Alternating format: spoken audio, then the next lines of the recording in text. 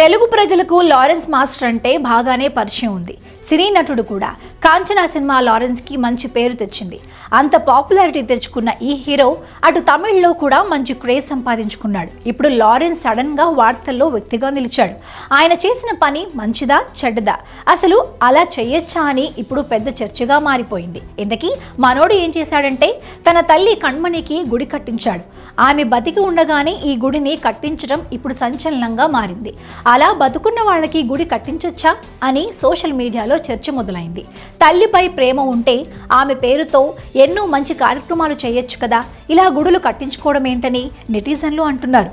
సాధారణంగా అంబత్తూరులో కొన్నేళ్ల క్రితం లారెన్స్ రాఘవేంద్ర ఆలయాన్ని నిర్మించారు.